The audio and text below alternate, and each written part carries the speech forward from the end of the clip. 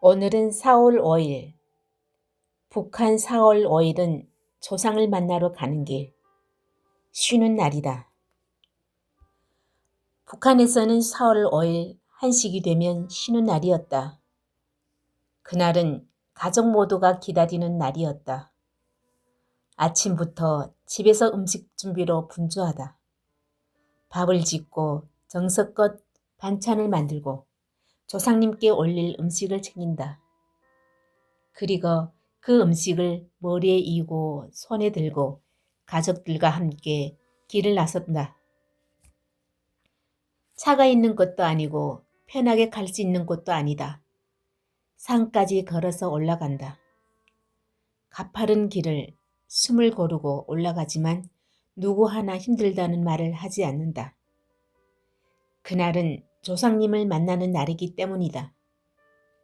산에 도착하면 준비해온 음식을 펼치고 정성스럽게 인사를 드린다. 그리고 묘를 돌본다. 잡초를 뽑고 흙을 다듬고 주변을 깨끗하게 정리한다. 북한의 한식은 단순한 인사만 드리는 날이 아니었다. 조상의 묘를 정성껏 돌보는 날, 그리고 봄, 농사를 준비하는 중요한 시기이기도 했다. 긴 겨울이 지나고 이제 다시 시작되는 계절. 사람들은 조상님이 인사를 드리며 한 해 농사가 잘 되기를 바란다. 가족들은 묘 앞에 앉아 준비해온 음식을 나눈다. 옛 이야기를 나누며 시간을 보낸다. 그 순간만큼은 살아있는 가족과 먼저 떠난 가족이 함께 있는 것처럼 느껴진다. 북한에서의 한식은 조상을 기억하는 날이었고 가족을 다시 생각하는 날이었으며 새로운 시작을 준비하는 의미 있는 날이었다. 북한이나 한국은 한식을 조상을 기다리는 날이라는 공통점이 있었습니다. 오늘도 저는 자유에서 조선어 스터디 성경을 읽습니다. 사람이 말이 아니라 하나님의 진리를 붙들기 위해 이 목소리를 냅니다. 오늘도 담대하게 낭독하겠습니다. 사무엘상 26장. 다윗이 사울을 다시 살려주다. 집사람들이 기브아로 사울을 찾아가 아뢰었다. 다윗이 여시면 맞은편 하겔라 언덕에 숨어 있는 것이 확실합니다. 사울은 곧 이스라엘 정병 3천을 거느리고 다윗을 찾아 광야로 내려갔다.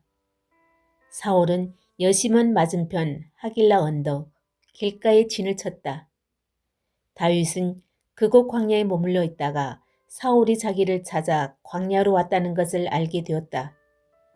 다윗은 정찰대를 파견하여 사울이 맞은편에 와 있는 것을 알아내고 사울이 진을 치고 있는 곳으로 가보니 사울이 네리의 아들 아브넬 사랑관과 함께 누워 있었다. 사울은 종군이 들로 진을 치고 있는 원역 진지 한가운데서 자고 있었던 것이다. 다윗은 햇사람 아히멜렉과 수루의 아들 요압의 형제인 아비새에게 누가 자기와 함께 사울이 진으로 내려가겠느냐고 물었다. 제가 내려가겠습니다 하고 아비새가 나섰다. 다윗은 그를 데리고 밤을 타서 적진으로 들어갔다. 그것에 이르러 그는 사울이 그 원형 진지 안에서 머리밭에 창을 꽂아놓고 잠들어 있는 것을 보았다. 아브넬이 거느린 군대도 사울을 둘러싸고 누워 자고 있었다. 이것을 보고 아비새가 다윗에게 말하였다. 하나님께서는 오늘 이 원수를 장군님 손에서 붙이셨으니 여기 이 창으로 그를 단번에 땅에 박아놓겠습니다. 2번 찌를 것도 없습니다. 다윗이 아비새를 타일렀다. 그렇게 해치워서는 안 된다. 누가 감히 여호와께서 기름 부어 세우신 어른에게 손을 대고 죄를 받지 않겠느냐. 다윗은 다시 말을 이었다. 사울은 어차피 여호와께 얻어맞을 뿐이다. 때가 되어서 죽든지 싸움터에 내려가 최후를 마치든지 할 뿐이다. 내가 여호와께서 기름 부어 세우신 어른에게 손을 댔다가는 여호와께 벌을 받으리라. 그러니 그의 머리밭에 있는 창과 물병만 가지고 가자. 다윗은 사울이 머리밭에서 창과 물병을 가지고 빠져나왔다. 여호와께서 그들을 모두 깊이 잠들게 하셨으므로 다윗을 본 사람도 눈치챈 사람도 없었다. 다윗은 건너편으로 건너가 멀리 산꼭대기에서 서서 적군을 향하여 네리 아들 아브넬에게 소리쳤다. 아브넬아, 내 말이 들리지 않느냐? 아브넬이 왕께서 계신다 대고 소리치는 자가 누구냐 하며 대꾸하자 다윗이 호통을 쳤다. 너는 산의 대장부가 아니냐? 이스라엘에 너 같은 산의 대장부가 또 어디 있느냐? 그런데 이쪽에서 군인 하나가 네 상전을 왕을 해하려고 들어갔는데도 네 상전이 왕을 지키지 못하다니. 내가 어찌 이럴 수 있느냐? 너희는 여호와께서 기름 부어 세우신 상전을 지키지 못하였으니 너야말로 죽어 마땅한 놈이다. 왕이 머리맡에 있던 창과 물병이 어디 갔는지 당장 찾아보아라. 사울이 다윗의 목소리를 알아보고 물었다. 내 아들 다윗아, 이것이 내 목소리가 아니냐? 다윗은 그렇습니다, 임금님 하면서 말하였다. 임금님께서 소자를 추적하시다니요. 웬일이십니까? 제가 무슨 짓을 했단 말씀입니까? 무슨 흉계라도 꾸몄다는 말씀입니까? 임금님께서는 이제 소자가 아뢰는 말씀을 들어주십시오. 만일 소자가 임금님의 손에 죽는 것이 여호와의 뜻이라면 저는 기꺼이 제물이 되겠습니다.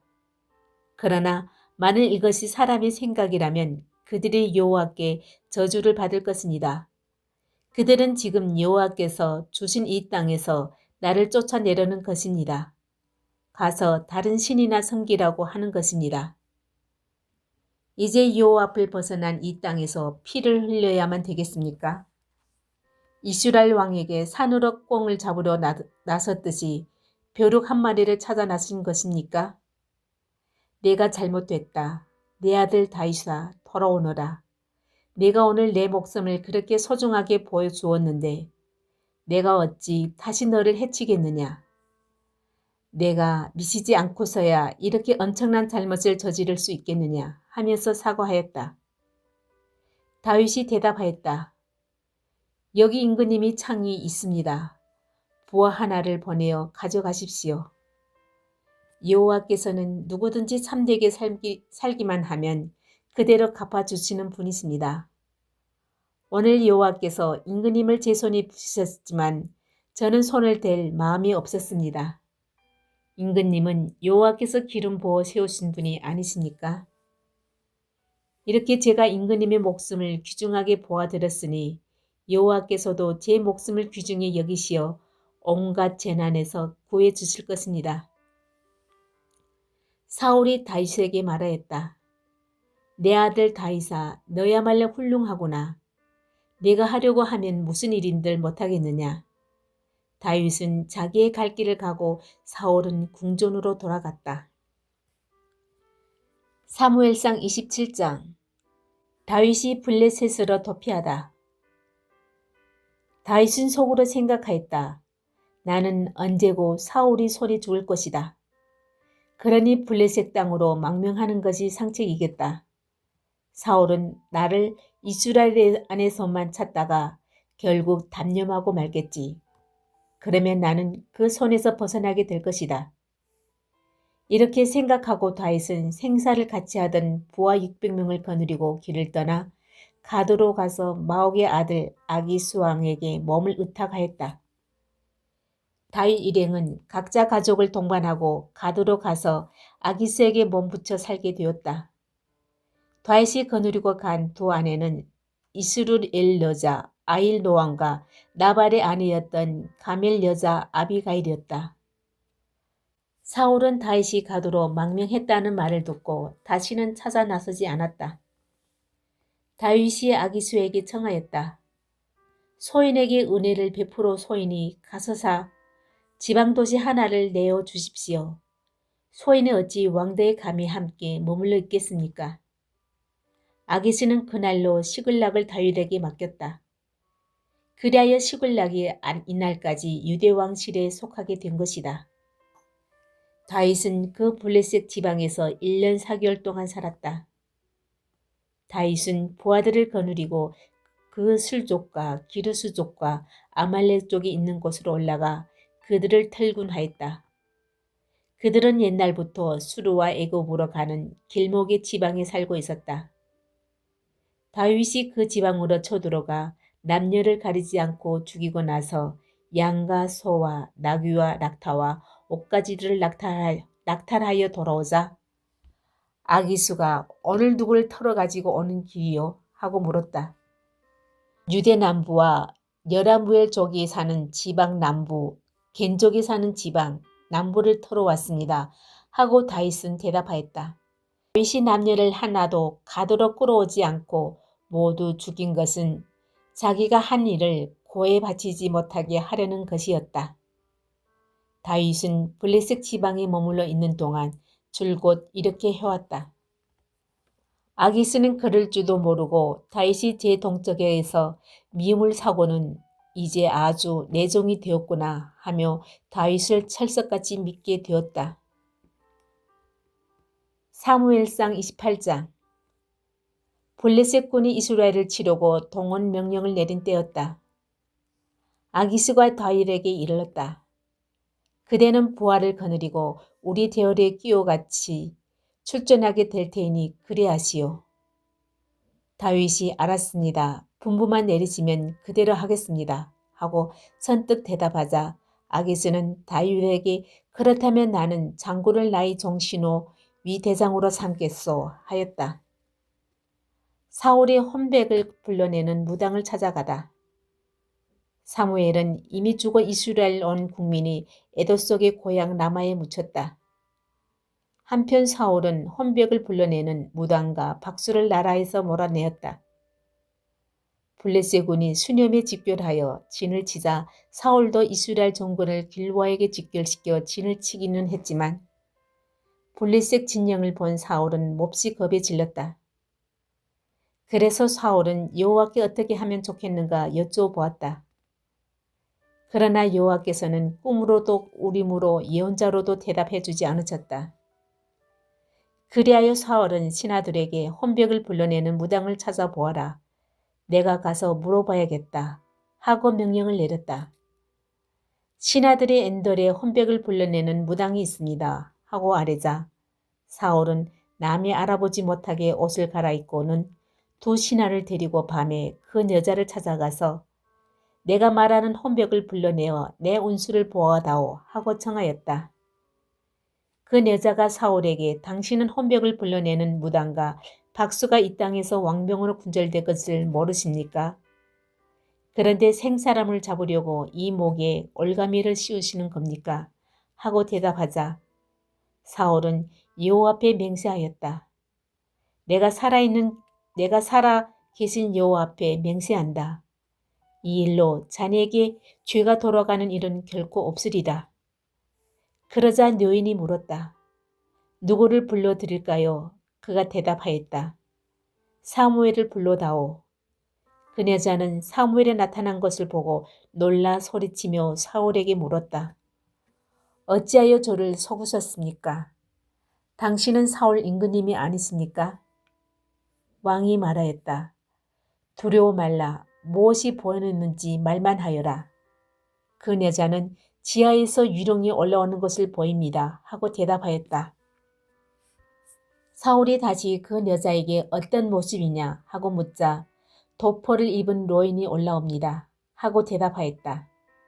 이 말에 사울은 그가 사무엘인 줄 알고 얼굴을 땅에 대고 절하였다. 사무엘이 사울에게 물었다. 무슨 일로 나를 불러내어 성가시기 구느냐? 사울이 대답하였다. 매우 어려운 일이 생겼습니다. 블레셋 군이 저를 치려고 진을 쳤는데 하나님께서는 저를 떠나섰는지 예언자로도 꿈으로도 저의 물음에 대답해 주지 않으십니다. 그래서 어떻게 하면 좋을지 몰라 말씀을 듣고자 선생을 모신 것입니다. 사무엘이 입을 열었다. 여호와께서 이미 너를 떠나 내 원수가 되셨는데 어쩌자고 나에게 묻느냐. 너는 여호와의 말씀을 나에게서 듣지 않았느냐. 여호와께서는 이미 그대로 하셨다. 이미 이 나라를 내 손에서 빼앗아 동족인 다윗에게 주셨다. 너는 여호와의 말씀을 듣지 않았고 그의 진노를 아멜렉에게 쏟지 않았다. 여호와께서 오늘 너에게 이렇게 하신 것은 그 일 때문이다. 여호와께서는 너는 물론이요 이스라엘까지도 전부 블레셋군의 손에 붙이셨다. 내리면 너와 너의 아들들이 나와 함께 있게 되리라. 게다가 여호와께서는 이스라엘 군대도 블레셋군의 손에 붙이실 것이다. 이 말을 듣고 사울은 그만 땅바닥에 번듯이 쓰러졌다. 하루 종일 그리고 밤새도록 아무것도 입에 대지 못해 기운이 빠진 데다가 사무엘이 하는 말에 겁을 먹고 기절했던 것이다. 여자가 가까이 와서 사울이 겁에 질려 있는 것을 보고 간청하였다. 보십시오. 이 계집종은 임금님의 말씀을 따라 목숨을 걸고 분부대로 하였습니다. 그러니 이제 임금님께서도 이 계집종이 아뢰는 말씀을 들어주십시오.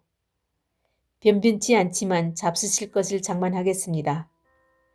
길을 가시려면 무엇을 좀 두리고 기운을 차리셔야 하지 않겠습니까? 사울은 먹지 않겠다고 고집을 부렸으나 신하들과 그 여자의 청이 못 이겨 일어나 평상에 앉았다. 여자는 서둘러 집에 있는 살찐 송아지를 잡고 또 밀가루를 가져다가 누룩을 놓을 새도 없이 빵을 구워서 사울과 그 신하들 앞에 차려놓았다. 그들은 것을 먹고 그 밤으로 길을 떠났다. 아멘.